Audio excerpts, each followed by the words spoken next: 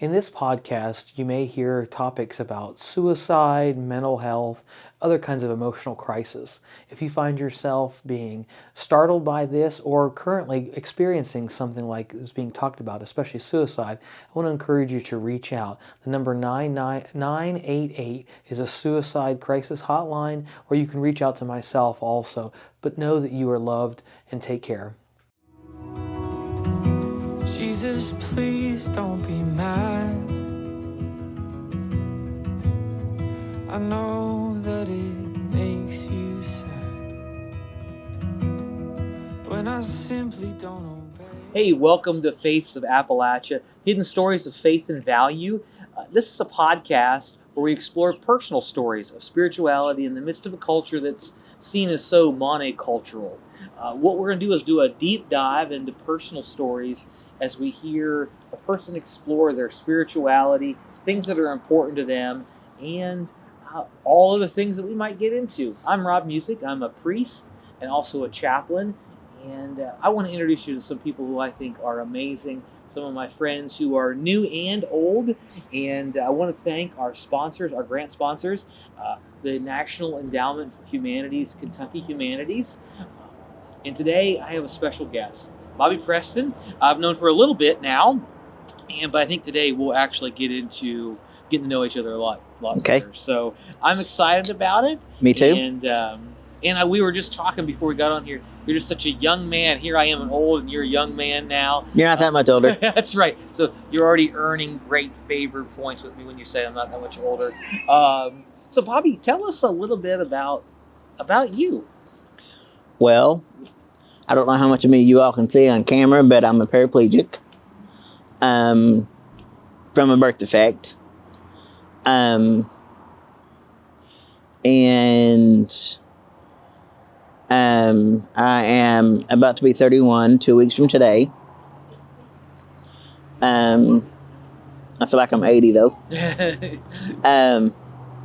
Some days, but other days I actually feel my age. Okay.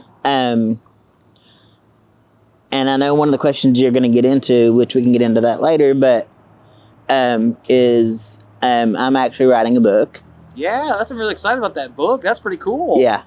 And I just got off of a podcast a little bit ago about that very subject, the book. Oh, nice.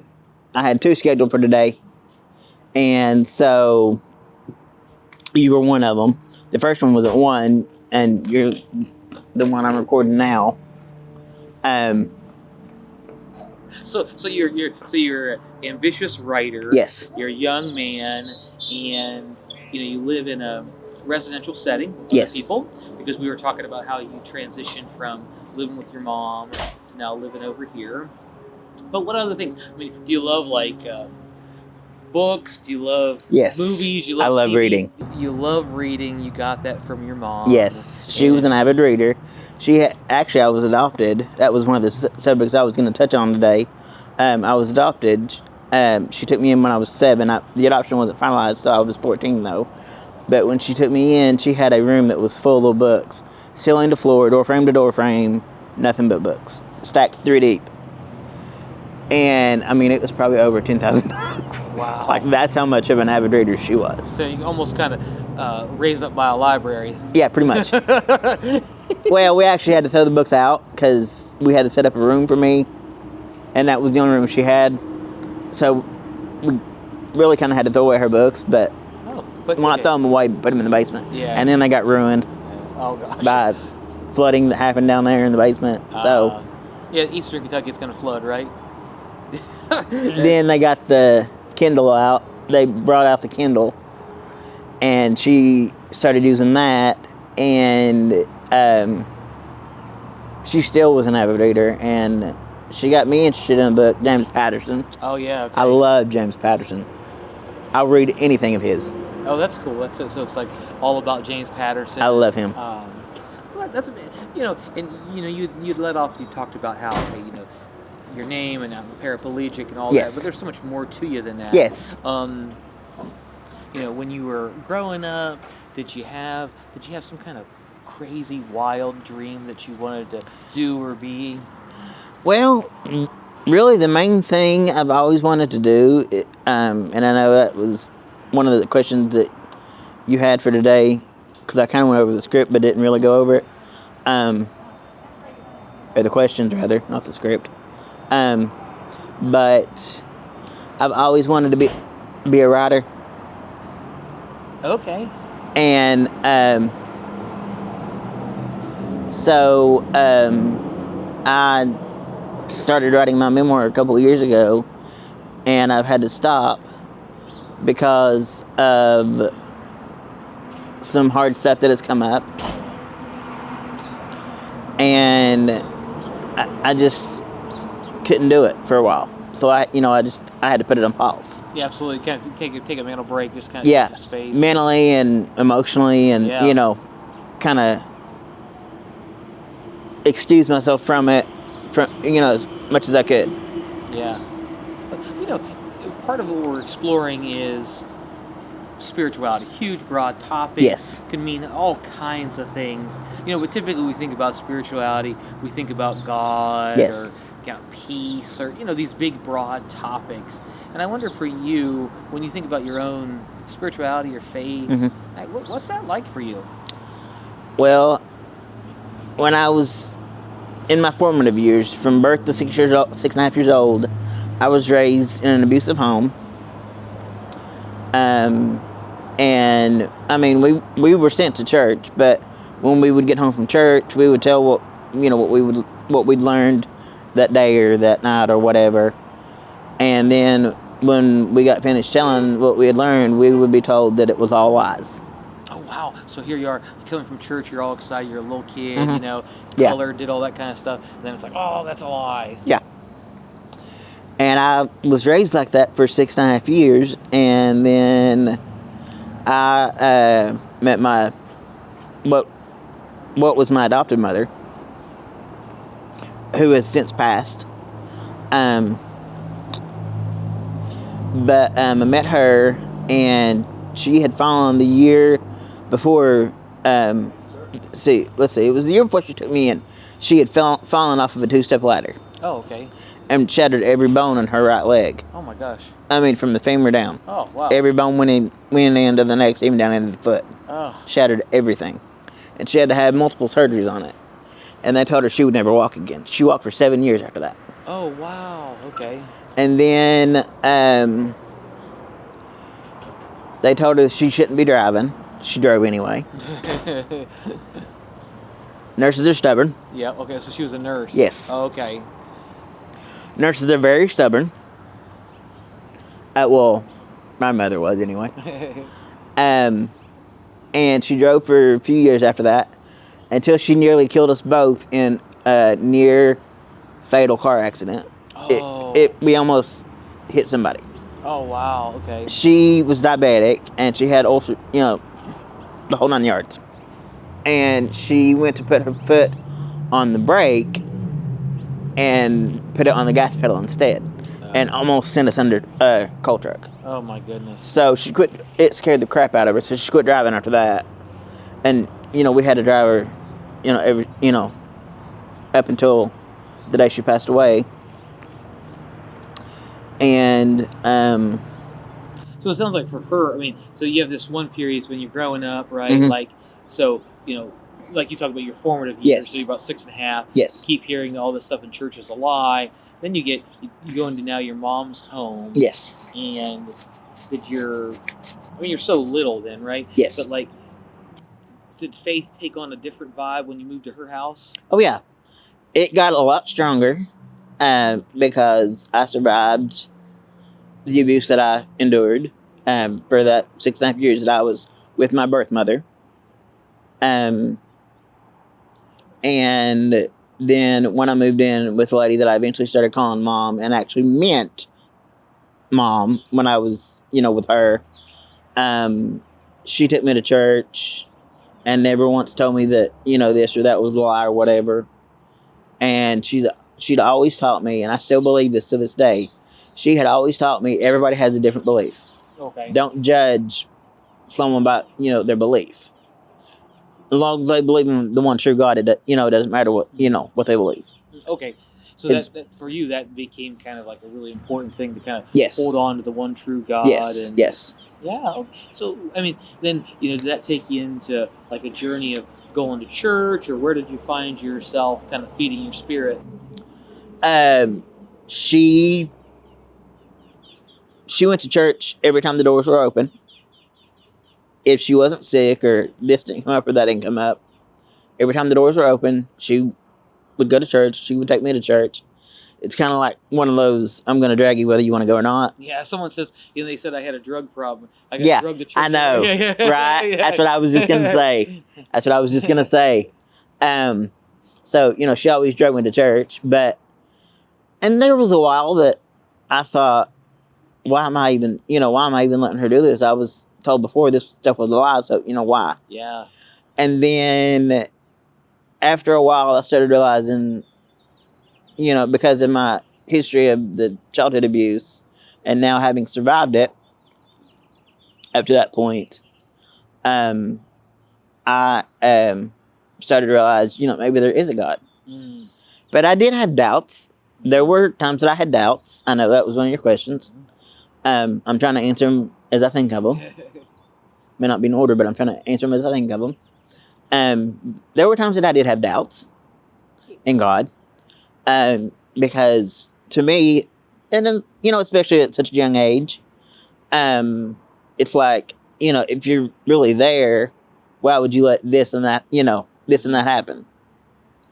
And then I had a therapist actually one time tell me, or say to me, that there must be a reason that I'm still here, because, I'm still here, obviously. Mm-hmm.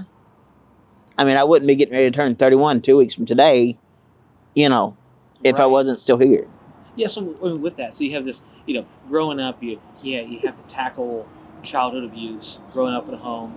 Then you get, adopted and dealing with, the consequence. Just being a paraplegic, Yes. right? Yes. So, lots of reasons why you could have doubts, lots of reasons you could have anger, you could have questions about faith. For you, what were like some of the big topics that you were thinking about, wrestling with, doubting about? Oh, the biggest one was, the biggest question I've always asked, constantly have always asked, and even still to this day, 29 years later, almost 29 years later, I'm still constantly questioning God as to why he let things happen that did happen. Yeah. Which we all do that. Who doesn't? Yeah. We all do that. But, you have to realize, there's going to be some bad stuff that happens in your life, but you have to realize someone is watching out for you. But if you don't realize that, then I think I don't really know how to put it, but honestly, I think that if you don't believe in God, then, or doubt, that there is one, then I think that there's really no hope for you. Oh, gotcha. Okay. So really, that's for you. It's like a place of hope, and that there has to be some kind of, God has to be, in the end, kind of watching over you, Yes. having a purpose. Yes. So those are some things that have really helped you. Yes. Yes. Navigate your own. Yes. Spiritual journey. So now, do you use a label for your spiritual? You see yourself as a Christian, or what do you see yourself as? A Christian, yes. Christian, okay. And any kind of other, some people are like, I'm a Baptist, or I'm a I am Baptist, right. but okay. There's only one, church, but to me, there's only one church, and but the different denominations, I don't really go with the denomination per se, but I do say sometimes that I am Baptist, because that's what I was raised up as. Sure, yeah. But I believe that there's only one church, and we're all going to be there, one day. Gotcha. But you have to believe in the one and only true God. Yes, that's really important. The one and true God, one and only true God. You mentioned something earlier about having disabilities. Yes. And so you're 30, going to be 31. Yes. But you live in a nursing home, right? And that's really unique. Mm-hmm. right? That's not like a normal experience. Right. So how long have you done that? What's it like? What do you think people don't understand? Well, I have lived here almost 5 years. Okay. In September, actually, that will be 5 years. September 10th or 12th will be 5 years. And it was right after my mother's passing. She passed away just out of the blue, right at the start of COVID. Oh, wow. You know, COVID hit in 2019. She died like a year and so many months later. And I ended up in the hospital the next day after the funeral. And then from there, I stayed in the hospital for a month, and then I ended up here. And I've been here ever since. And I'm not going to lie, Rob, there are things that I like about it. And then there's a lot of things that I really don't like about it. But I have a roof over my head. So, you know, I like to view it more as I'm blessed more than I'm cursed. Okay. In a way. I mean, that's a really powerful framing of it, right? To Yes. See your blessings, have gratitude. Like you said, you know, I got a roof over my head, right? Yes. And clothes on my back and food to eat. Yeah. So I mean, your basic needs are being taken care Yes. of. But here you are, being surrounded by, you know, most people are a lot older than Yes. you. Yes. So what's it like to be surrounded by a bunch of, well, you know, quote unquote old people, I guess? Well, it's a little unnerving. But I wouldn't change it for anything. Okay, so tell me about that. So when you said I wouldn't change it, but that really, like, I'm like, wow, I did not expect you to say that. I know. I can tell when I said that. I can tell by the look. I can tell by the look you gave me when I said that. Tell me more about that. I wouldn't change it because I wouldn't be able to share my story. I wouldn't have met new people. I wouldn't be able to help people through, you know, what they're going through. Whatever it may be. And I wouldn't have made the friends that I've made here. And there's actually 2 or 3 that I consider my best friends. One is a worker, and 2 are some other people that are here. Okay. So really, I've got like 3 best friends here, and I wouldn't change anything for the world. I mean, that's incredible, right? They really kind of make connections and make it your home and kind of dive in. I'm sure you see, like you say, a wide variety of people because Yes. there's about 100 people that live here. So it's very different than just like going back to your quiet old, you know, little cabin or whatever by yourself. Right. But when you have explored life now with a significant disability, right? I mean, I know that there are hidden disabilities and visible ones. Yes. You clearly, you know, you roll up in a wheelchair, it's like, oh, I can see that there's a disability involved, right? So what's it like to live with a disability? Well, it's funny that you asked me that because I have mental disabilities as well, and physical, obviously. I mean, you can obviously see the physical. But the mental, you know, nobody knows what goes on in somebody's mind constantly. That's an important. You know, I can't, you know, read your mind. I can't read his mind. I can only read my own mind. And a lot of what goes on in there ain't pretty. Okay. But I just, you know, I try to view it, either mental disabilities that I have, or incapability, whatever you want to call them. I was going to say incapabilities, but I don't know if that's the right word. But I, you know, I try to view it as I'm just challenged, and I'm going to take on the challenge. Yeah, wow. So you just like lean into the obstacles. It's like, okay, I'm going to do this, I can do that. And were there ever any moments when you were kind of like told no because you have a physical disability? Oh, plenty. Okay. There were plenty times. But,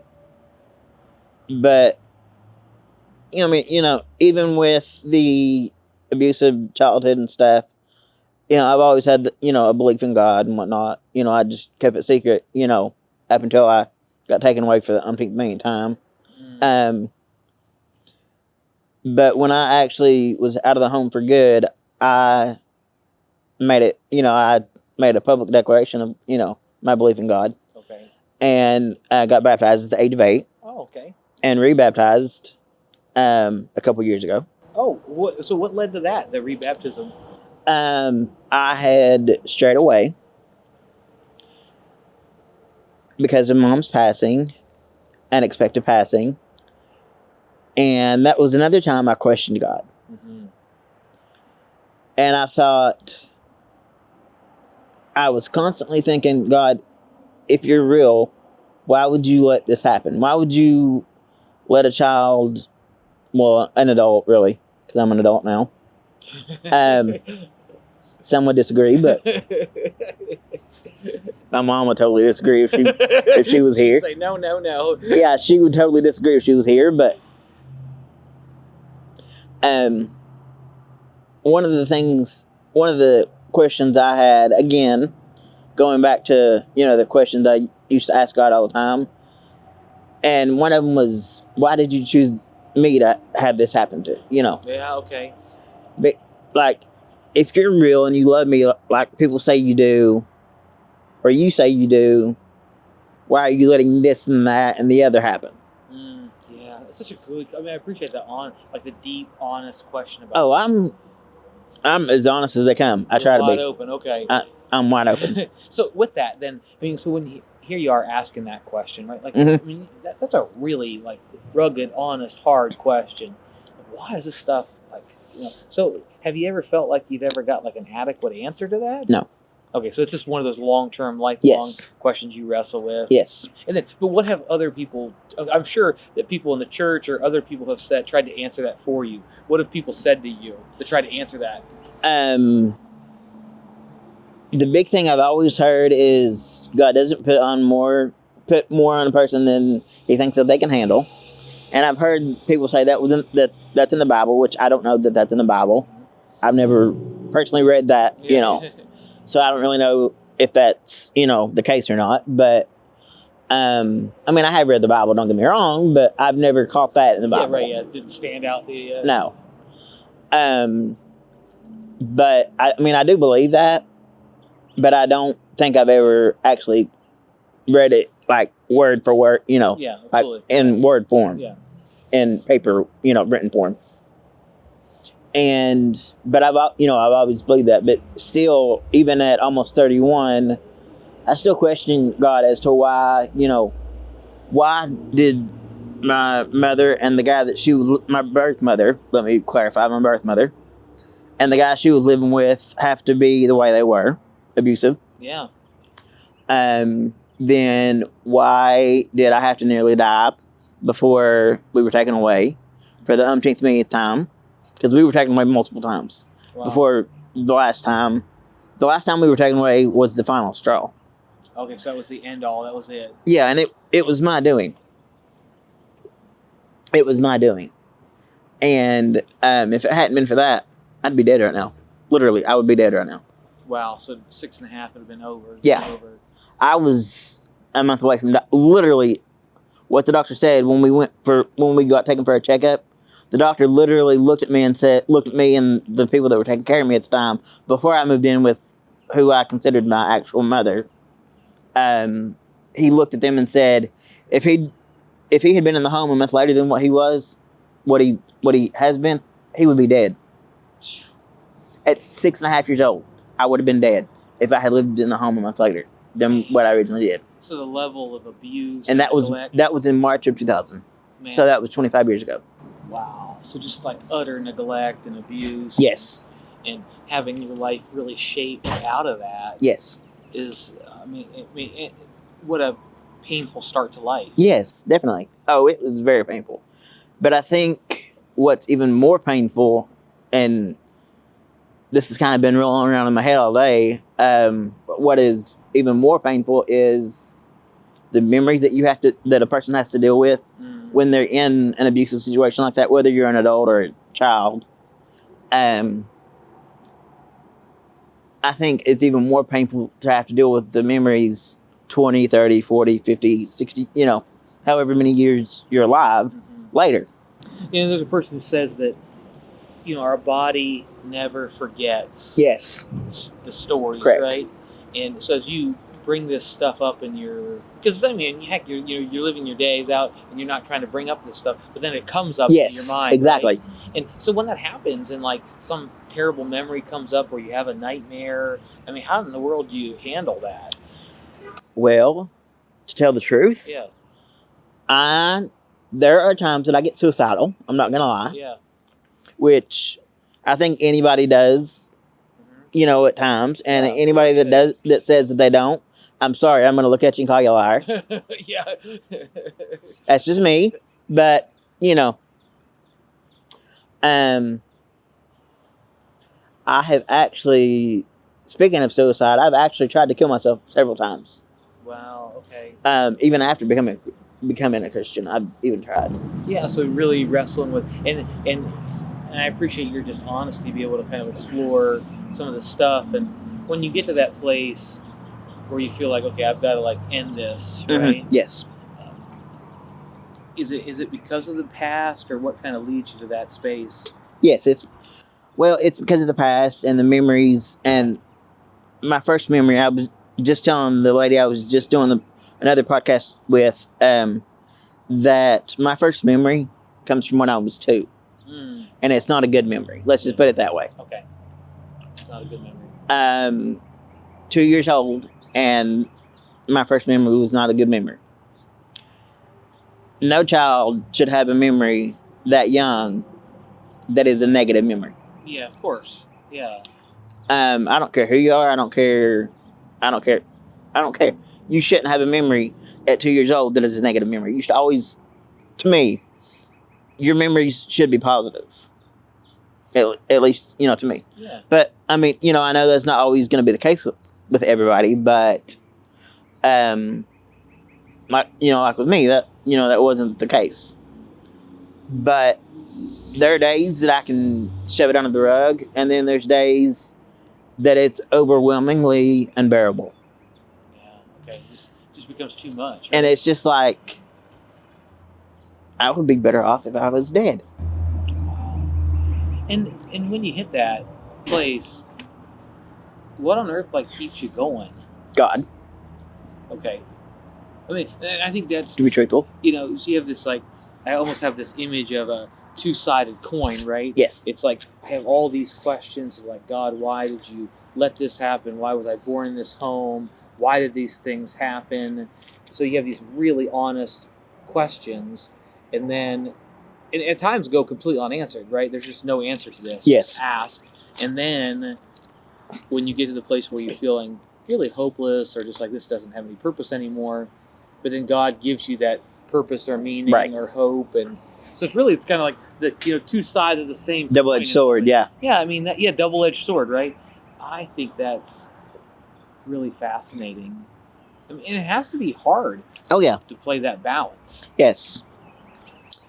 There are days that I get so stuck in the past that I literally cannot make myself get out of bed.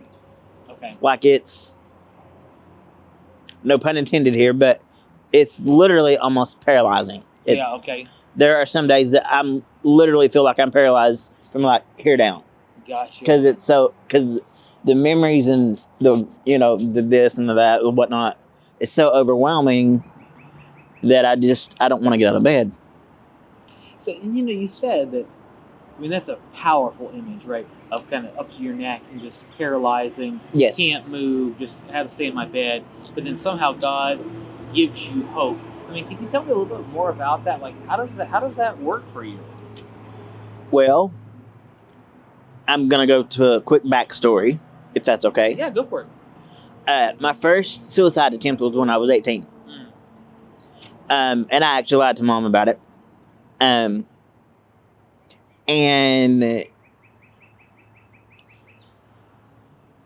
I done what I done. And then as I was fading, I was starting to fade. As I was fading out, I heard, "I've got you." Oh, wow. And I opened my eyes, and there was no one in the room. And I thought, wait a minute, where did that come from? Then I heard it again. And again, and again, and again. I mean, it was like over and over and over and over. And then it was like, okay, this is God, it's God. And I knew after a couple minutes, it was like, okay, this is God. And I knew all along that it was. Yeah. But at first, when you're in that moment of, oh, I wish this didn't happen, I want to die, yada, yada, yada,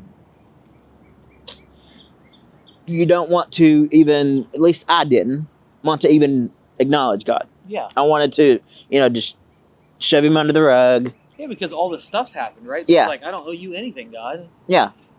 It's like you owe me more, Yeah. like you owe me, I don't owe you, Right, kind of thing. exactly, yeah. Which, it's been hard to come, to terms with my past, but at my age, I realized the only way that I'm going to heal is coming to terms with my past. Yeah, I mean, as you look at your life, it's like, okay, this keeps coming up. I'm going to have to address Face it, this. yes. Yeah, to face it. And you have this history of just doing one hard thing after the next.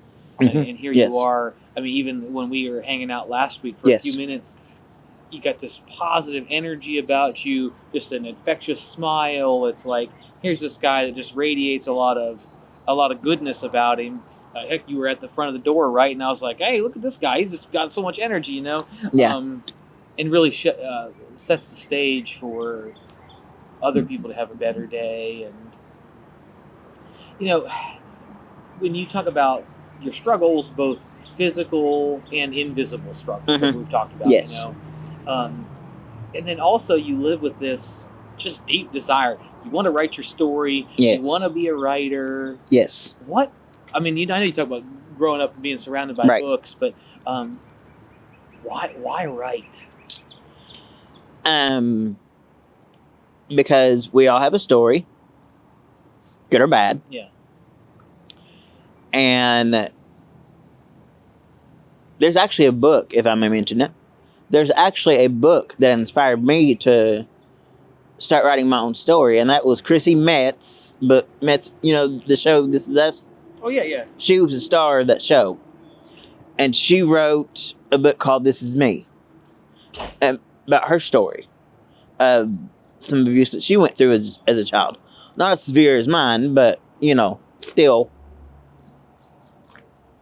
I won't say it was, wasn't as severe as mine, but still, there were some things that happened to her that also happened to me, and some things that happened to me that didn't happen, And I read her book, and I sobbed reading it. Wow. Okay. I mean, like, ugly crying, tears flowing, face scrunched in, just sobbing.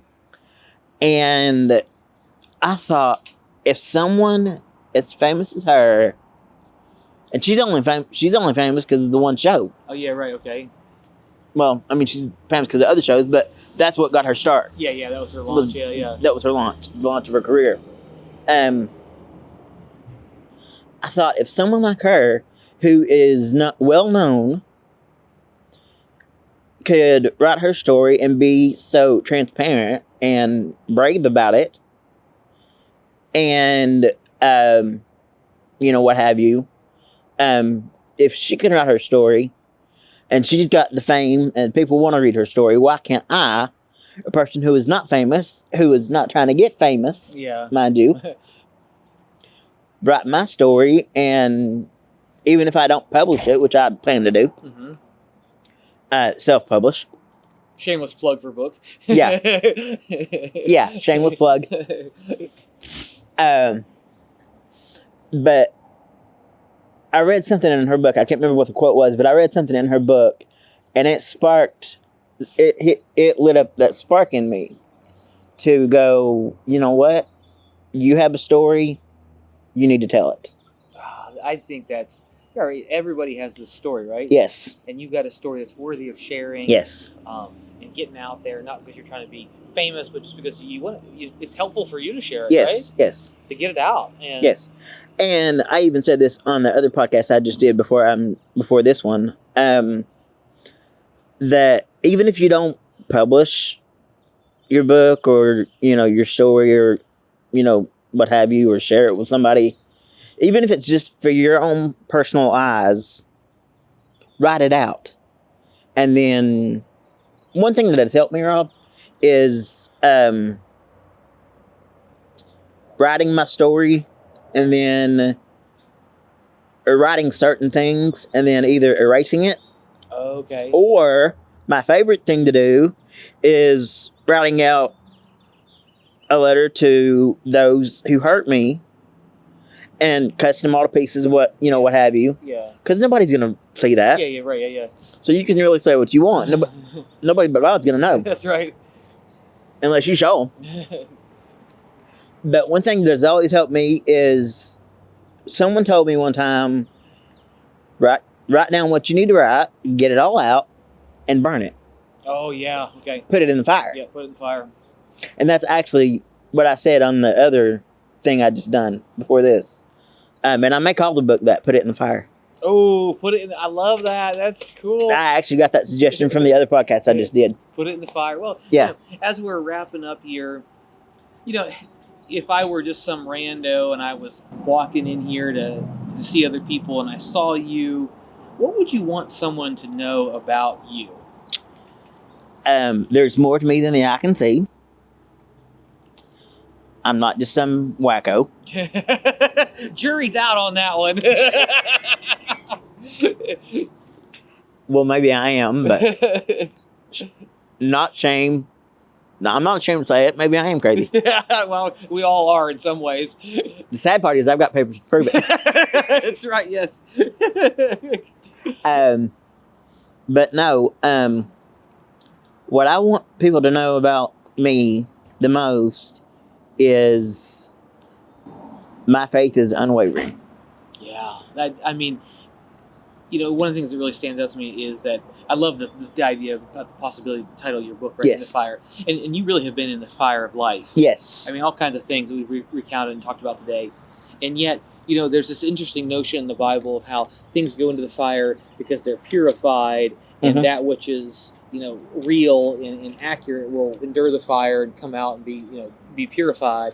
And I see this in your journey, right? Is that you've been being refined and purified in life, and this gem of a person is evolving from it because you just refuse to give up hope. Oh yeah, I refuse to give up. I don't care what comes my way, who tries to get in my way.